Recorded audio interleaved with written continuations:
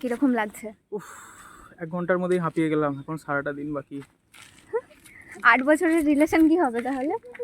8 বছরের রিলেশন এর থেকে অনেক সোজা মনে হচ্ছিল। এখানে তো অনেক চাপ। Hello guys, I am Shanita and welcome back to my channel.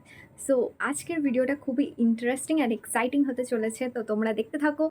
Already তোমরা বুঝে গেছো টাইটেল অ্যান্ড থাম্বনেল দেখে, বাট তাও আমি একবার বলে দিচ্ছি যে আজকে ভীষণই এক্সাইটেড বিকজ আমরা কালকে সকালবেলা প্রি ওয়েডিংয়ে বেরোচ্ছি। তো মোটামুটি 8 বছরের ফাইনালি সম্পর্কের পরিণতি।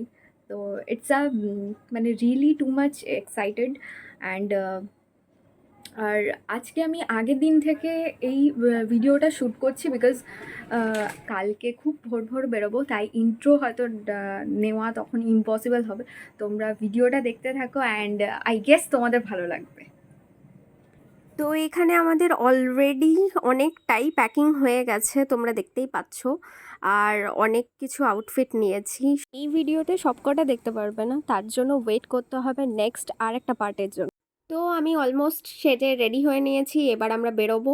তো এটাই বলতে পারো আমার ফার্স্ট আউটফিট, কারণ আমি অলরেডি অনেকটাই লেটে উঠেছিলাম, তাই আমি সেজে নিয়েছিলাম। না হলে অনেকটাই টাইম টেকিং হয়ে যেত, অনেক লেটও হয়ে যেত। এটা চলে এসেছি সোনাঝুরিতে।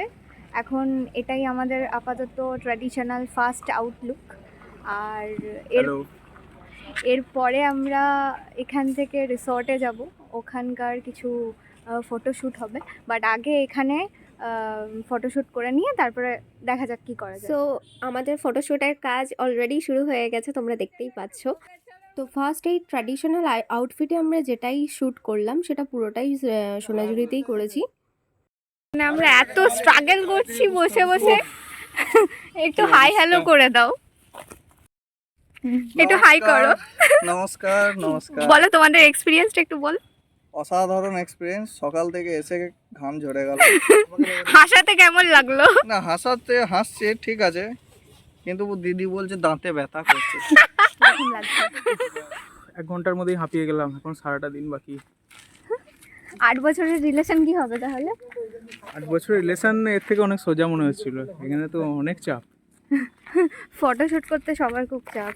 যাই হোক, এমনি ঠিক আছে, বাকি সব ঠিকঠাক এখনও অবধি আপাতত। আর এই ফার্স্ট আউটফিটেই এতক্ষণ লেগে যাচ্ছে, পাগল হয়ে যাচ্ছি। প্রি ওয়েডিং করা কি কঠিন কাজ, বিকজ এত শ্যুট নেয় যে মানে পাগল হয়ে যাচ্ছি। বাট হ্যাঁ, এটা সত্যি যে অনেক শ্যুট নেয়, বাট যখন রেজাল্টটাও আসে সেটাও ভীষণ ভালো লাগে দেখতে, একটা আলাদাই এক্সপিরিয়েন্স। এখানে হাট বসেছে, খুব ছোট করেই বসেছিল, কারণ আমরা অনেক সকাল সকাল গিয়েছিলাম যেহেতু। বিশ্বাস করো, এত রোদে আমরা ফটো তুলেছি যে আমরা পুরো মুখে ট্যানিং হয়ে গেছে পুরো যা তা ভাবে। এরপর আমরা এই হাটটাকে কেন্দ্র করে বেশ কিছু থিমের উপর ফটোশ্যুট করছিলাম, যেগুলো খুবই ভীষণ মজা লাগছিল করে।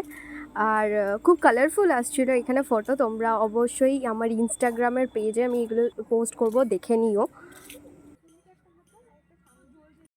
এখানে আপাতত অলমোস্ট কমপ্লিট, মানে ভিডিও ফটো যাই বলো, তো ওগুলো তোলা। এরপরে দেখি আপাতত রিসর্টে যাব, কারণ এখানে আর প্রচণ্ড খিদেও পেয়ে গেছে। এবার কিছু খাবো, তারপরে রিসর্টে যাব। সো ফাইনালি আমরা চলে এলাম রিসর্টে। এই রিসর্টটাতে আমরা বুকিং করে রেখেছিলাম ফটোগ্রাফি পারপাসে। রিসর্টের ভিউটা জাস্ট অসাধারণ ছিল। আমি অন্য কোনো একটা সেপারেট ভিডিওতে এই রিসর্টের পুরো ওভারঅলটা আমি দেখিয়ে দেবো। এই প্রি ওয়েডিংয়ের আরও একটা পার্ট আসবে, তো সেটা দেখতে হলে অবশ্যই চ্যানেলটাকে লাইক করো অ্যান্ড সাবস্ক্রাইব করতে ভুলো না। অ্যাকচুয়ালি আমাদের প্ল্যানিং ছিল ওয়েস্টার্ন আউটফিটে কিছু ফটো তোলা, যে কারণে এই রিসর্টটাকে নেওয়া। না হলে হয়তো আমরা আউটডোর শ্যুটটাই বেশি করতাম, আর ওয়েস্টার্ন আউটফিটের জন্য আউটডোর শ্যুট খুব একটা বিশেষ ভালো লাগে না, সেরকম লোকেশন পাওয়াটাও একটু হার্ডলি হয়ে যায়। তো যাই হোক, আমাদের ফটোগ্রাফির দাদারাই সব রেকমেন্ড করে দিচ্ছিল কী কী ড্রেস পরবো। এখানে অলরেডি আমি আর একটা আউটফিটে রেডি হয়ে গেছি, এটা অবশ্যই ওয়েস্টার্ন আউটফিট ছিল। তোমরা দেখতে থাকো, আই গেস ভালো লাগবে। তো আমরা স্পটে অলরেডি চলে এসেছি, কারণ আমাদের এই আউটফিটে এখানেই পিকচারগুলো তোলা হবে। হাই করে দে। ছিল আমাদের ক্যামেরাম্যান ভাই।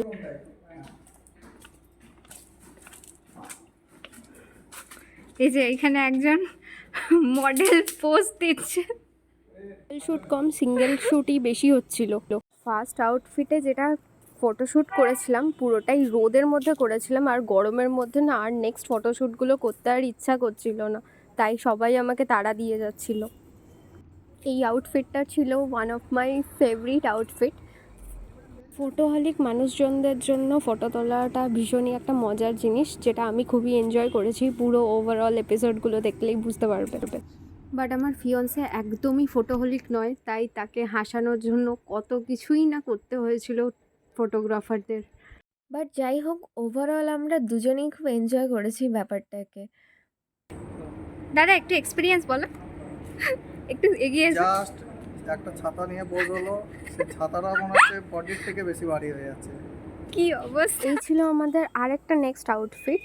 এই আউটফিটটাও আমার ভীষণ ফেভারিট ছিল, খুবই ডিসেন্ট লাগছিল এটা পরে, আর বেশ ভালো, মানে ভিউটা অসাধারণ এনজয় করছিলাম আমি। এতটাই সেদিন রোদ ছিল যে ক্যামেরাগুলো বারবার সেট আপ করতে হচ্ছিল।